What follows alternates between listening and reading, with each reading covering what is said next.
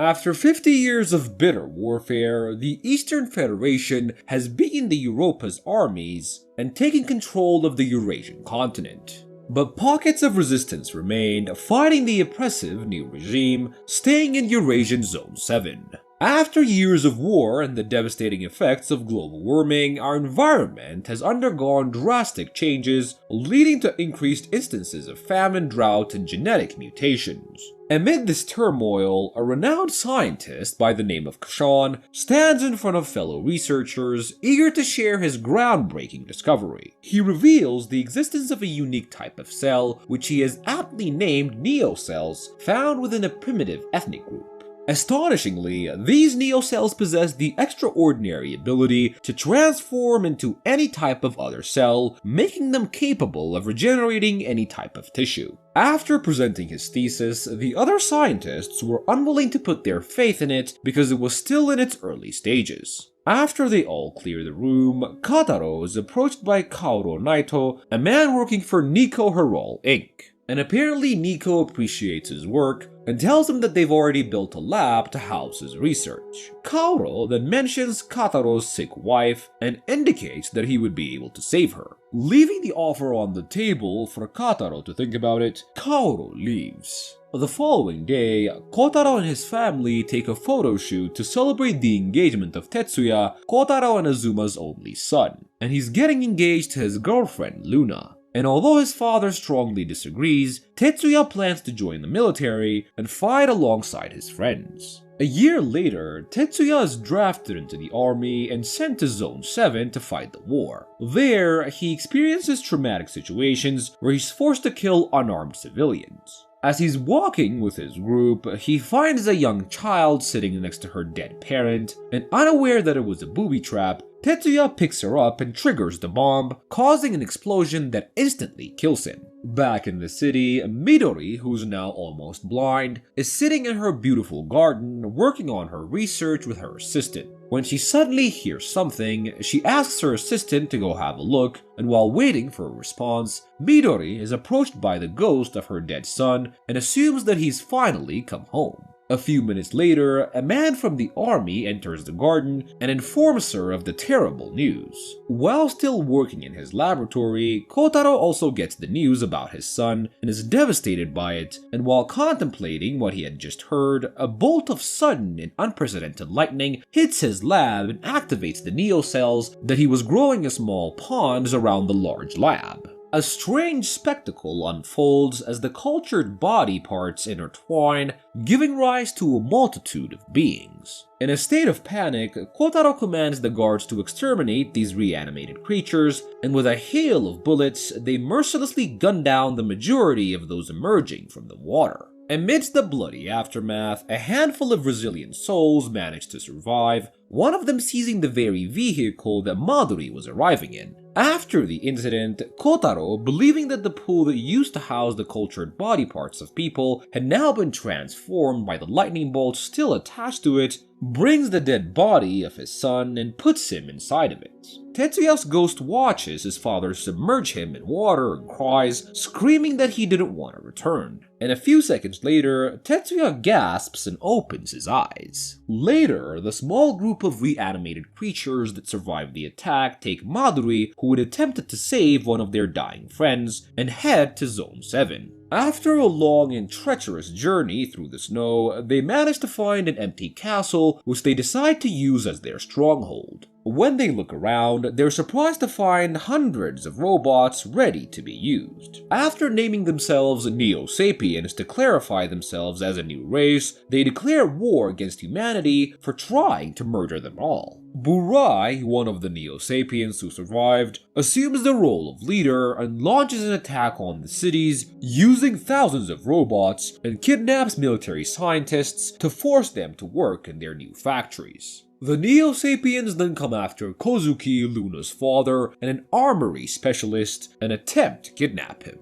During the attack, Tetsuya is awakened from the chamber that he was put in to stabilize his system, dressed in one of his father-in-law's special combat suits. An intense fight takes place between the Neo-Sapiens and Tetsuya, but he manages to hurt her severely, forcing her to escape. Being hurt, Kozuki also dies in his daughter's embrace. Tetsuya sees that the streets of the city were filled with robots that actually came to decimate it, which were led by Burai. Using the special power the suit gives him, he manages to destroy most of the robots before he is taken down by the leader of the Neo-Sapiens. In the palace, the general's son, Kamijo, chastises the old leaders for being concerned only about their health when their city was under attack. Angry, he orchestrates a forceful takeover and removes his father along with his advisors from power. Kaoru, who had been watching this spectacle with delight, introduces Kotaro as the father of the Neo-Sapiens and the man who would help them destroy the race. After he betrayed his father, Kamijo announces to the public that his dad has been killed in a terrorist attack. Later, when Kaoru and Kotaro were alone, the scientist confesses that he didn't know how the Neo-Sapiens came to be, but Kaoru tells him that he needs to focus on his studies and the military would help him find his kidnapped wife. Trying to find safety, Tetsuya and Luna attempt to escape to Zone 7, but Luna was poisoned by the environment and becomes sick. When he tries to take care of her, Tetsuya is approached by a doctor wearing a hazmat mask,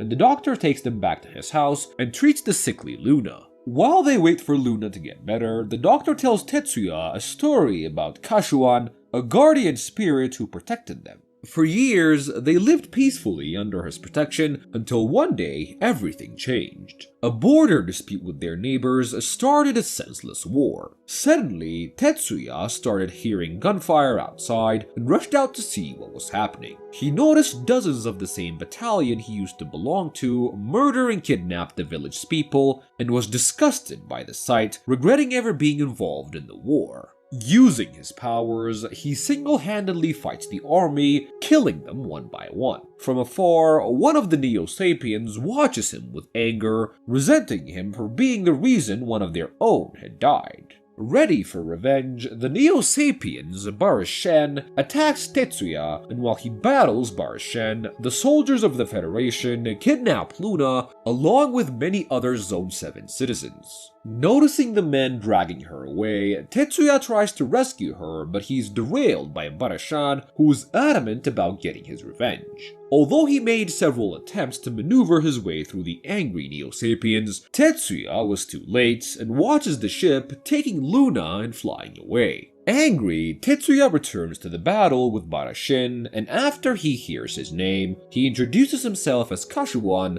dubbing himself as the guardian of the people. After a long fight, the two manage to hurt each other severely and lay passed out on the ground.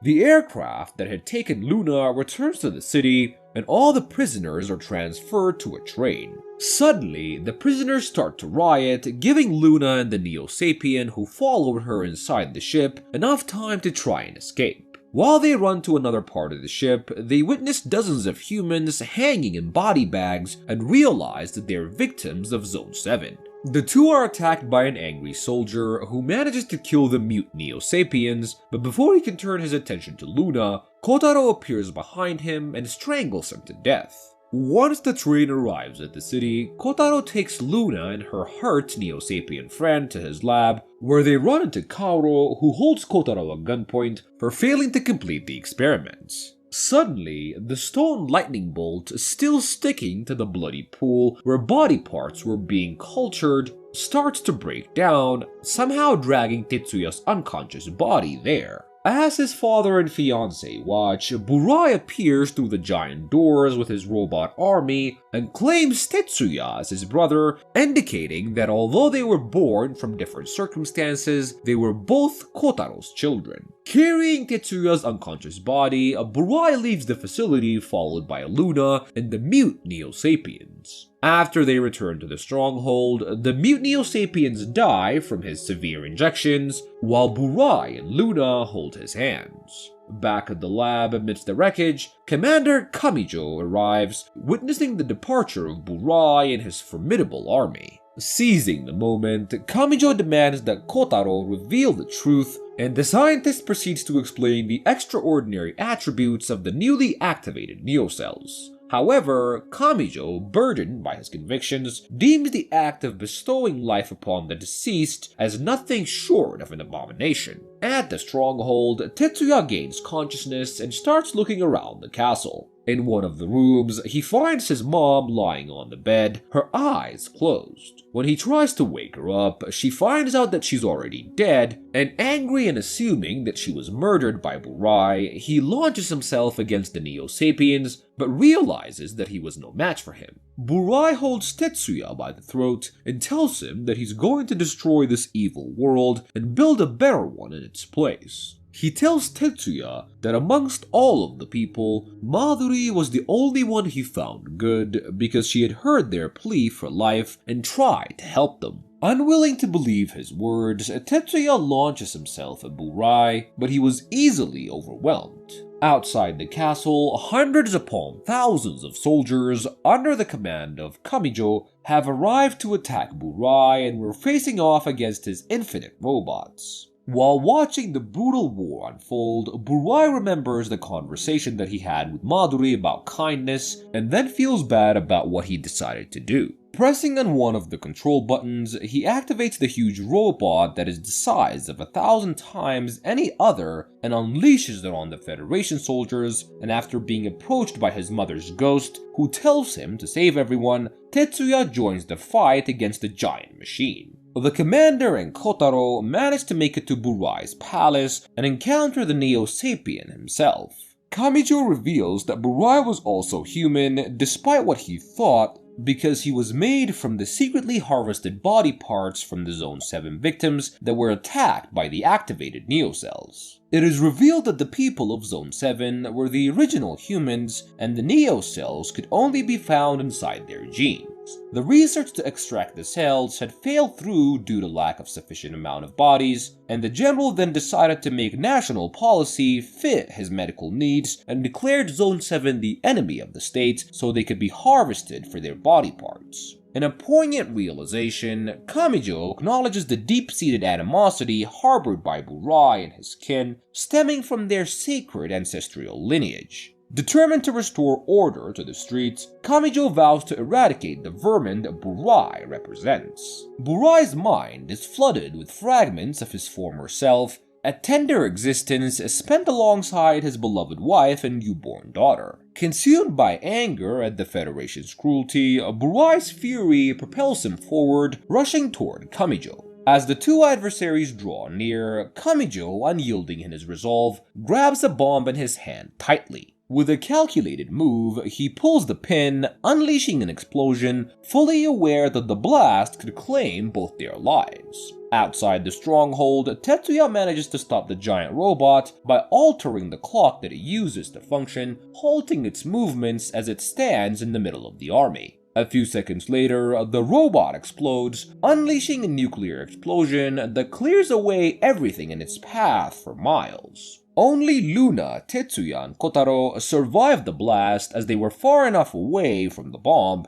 and Kotaro then carries his wife's dead body in hopes of resurrecting her, but his son refuses, mentioning the suffering that his research has brought to a lot of people. Angry at his son's refusal, Kotaro pulls out his gun and shoots Luna at the head to teach Tetsuya a lesson. Devastated by his father's cruelty, he launches himself against Kotaro and kills him, and Luna's body, which had fallen over Burai's, comes in contact with his blood, which ends up resurrecting her. Heading over to where he was standing at the edge of the cliff, the two watch all the souls rise from the fallen bodies, and as Luna and Tetsuya embrace, the bright souls accumulate into one and surround them, covering them with light. Luna then forcibly tears open Tetsuya's shirt, unleashing a radiant burst of light that surges forth from within him. With an otherworldly energy, the luminous beam traverses the vast expanse of the universe, eventually finding its destination on a distant planet.